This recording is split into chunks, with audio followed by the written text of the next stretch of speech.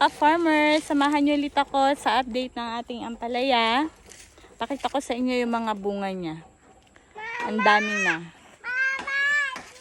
So, ayan mga ka-farmer, ang ating mga unang bunga ng ampalaya.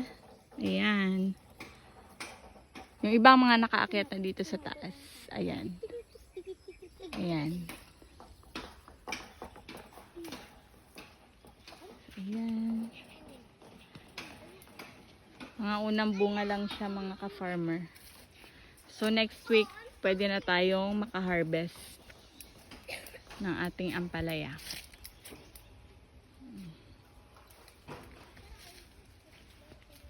Ito pang mga bunga. Ayan, ang dami niya. So ngayon pwede na tayong makaputi ng o makapitas ng panggulay natin mamaya sa gabi. Ito pa guys.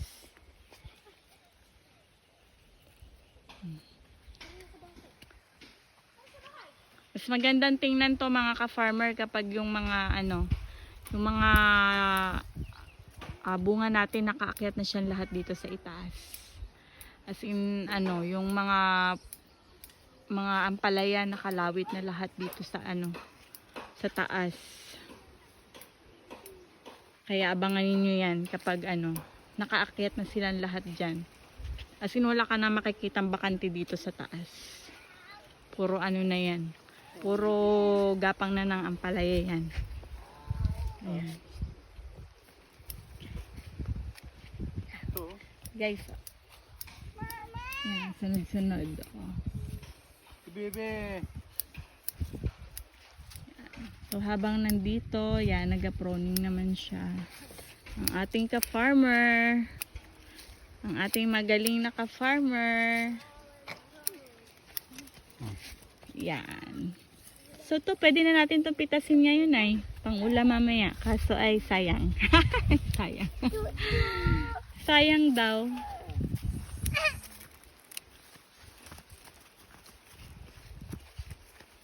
Ayun, ang laki rin nung nandun sa kabila, oh. Ito, guys.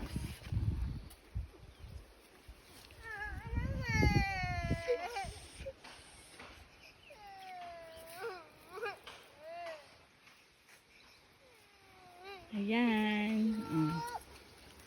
Ito pa, malalaki rin itong sa kabila, oh. Yay! Oh.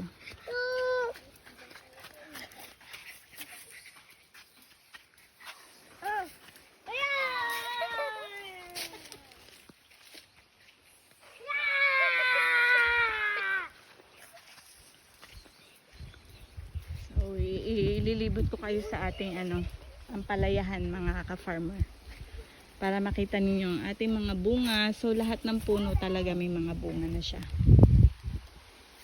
Ayan. Oops.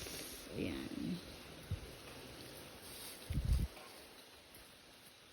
So ang ating ampalaya kapag nakasampa na yan dito sa taas, yan dyan sa itaas, kailangan yung mga bunga niyan kapag ay dapat ilawit siya, nakaganito siya, ilawit siyang ganito para yung niya, yung pag lumaki na siya, hindi siya nakabalikot. Ayan, mga nakalawit siya para pag niya, paglaki niya, hindi na siya nakabalikot. Ayan, ganyan siya mga ka-farmer. Siyempre ang ating ampalaya.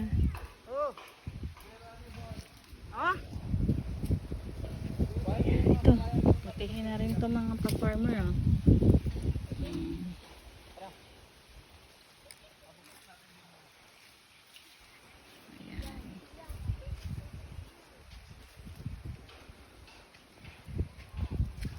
Dami na mga nakalawit. Ayan. Nakatuwa, daming bunga mga ka-farmers.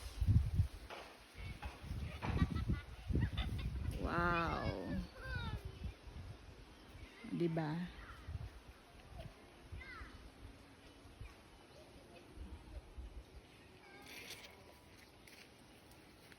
Pau.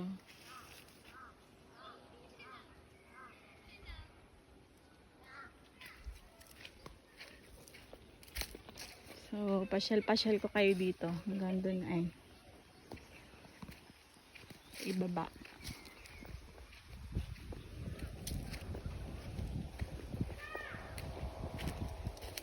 Grabe.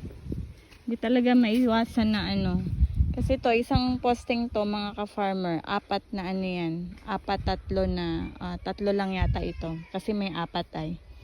Apat na buto na itinanim. So dahil nga hindi natin maiwasan na ano, merong nagiging lalaki, tapos merong na na tawag doon yung may sakit. So pinapatay na siya agad. Para yung mga lalaki din hindi na makalalin sa sa ibang puno. Yan.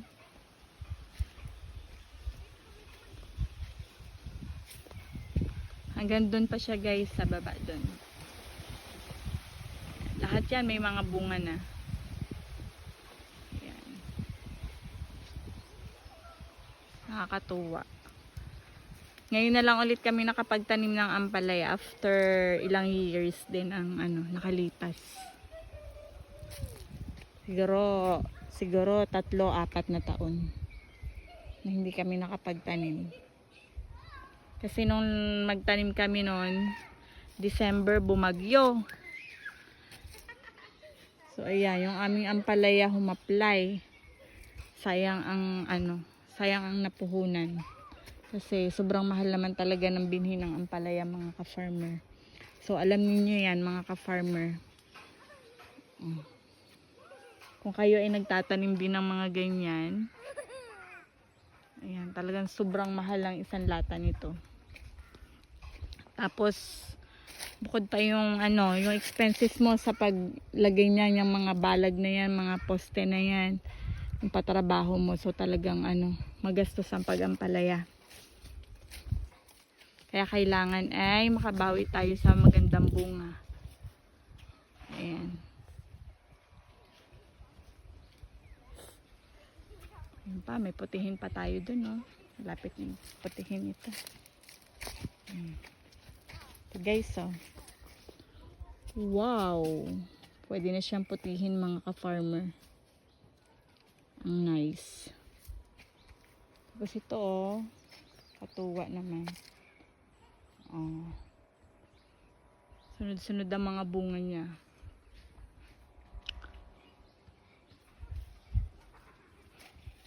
So abangan nyo guys ang ang update ng ating unang pag-harvest. Ayan.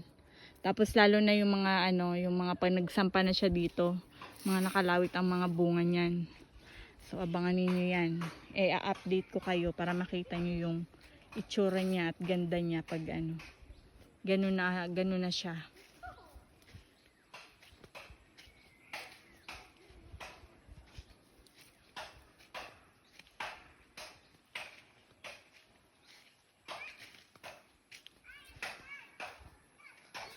So ayan mga ka-farmers, ito muna ang ating huling update ng ating ampalaya. So next update ulit natin, ayan, abangan ninyo. At syempre wag niyong kalimutang i-like and share itong ating video or post. And syempre wag niyo lalong kalimutan na i-follow ang ating FB account. Ayan. Para sa maraming update ng ating tanim sa bukid. Thank you very much for watching.